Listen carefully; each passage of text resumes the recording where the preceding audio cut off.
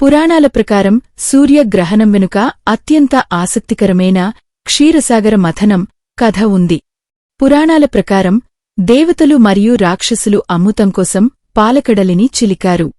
అమృతం ఉద్భవించిన తర్వాత దానిని దక్కించుకోవడానికి ఇరుపక్షాల మధ్య యుద్ధం జరిగింది. అప్పుడు మహావిష్ణువు మోహిని అవతారం ధరించి అసురులను తన మాయాజాలంతో మభ్యపెట్టి అమృతాన్ని దేవతలకు మాత్రమే పంచడం మొదలుపెట్టాడు. ఈ మోహిని మాయను స్వర్భానువు అనే రాక్షసుడు గుర్తించాడు. ఎలాగైనా అమృతాన్ని సేవించాలనే ఉద్దేశంతో అతడు దేవతల వేషం వేసుకుని సూర్య చంద్రుల మధ్యలో కూర్చున్నాడు. మోహిని అమృతాన్ని అతనికి కూడా వడ్డించింది. అయితే అతడు అమృతాన్ని సేవించే సమయంలో సూర్యుడు మరియు చంద్రుడు అతడిని గుర్తించి మోహిని రూపంలో ఉన్న విష్ణువుకు సంకేతం ఇచ్చారు. అమృతం స్వర్భానువు గొంతు దాటకముందే విష్ణుమూర్తి తన సుదర్శన చక్రంతో ఆ రాక్షసుడి తలను వేరుచేశాడు. కాని అప్పటికే అమృతం గొంతువరకు వెళ్లడం వల్ల అతడు చనిపోకుండా 2 భాగాలుగా మిగిలిపోయాడు. తల భాగం రాహుగా మారింది.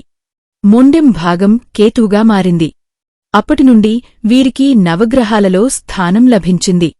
తనను పట్టించినందుకు సూర్యచంద్రులపై పగ పెంచుకున్న రాహువు అప్పుడప్పుడు వారిని మింగడానికి ప్రయత్నిస్తుంటాడు. రాహువు సూర్యుడిని మింగడానికి ప్రయత్నించినప్పుడు సూర్యగ్రహణం, చంద్రుడిని మింగడానికి ప్రయత్నించినప్పుడు చంద్రగ్రహణం ఏర్పడతాయని పురాణాలు చెబుతున్నాయి. రాహువుకు మొండెం లేకపోవడం వల్ల అతడు మింగిన సూర్యుడు మళ్లీ గొంతునుంచి బయటకు వస్తాడు. దీనినే మనం గ్రహణం ముగయడం అని అంటాము. పురాణాల ప్రకారం గ్రహణ సమయంలో రాక్షసశక్తి ప్రభావం ఎక్కువగా ఉంటుందని నమ్ముతారు. అందుకే ఆ సమయంలో ఆహారం తీసుకోకూడదని, దేవతామూర్తులను స్పృశించకూడదని, గ్రహణం ముగిసిన తర్వాత పవిత్ర నదులలో స్నానం చేయాలని సూచిస్తారు.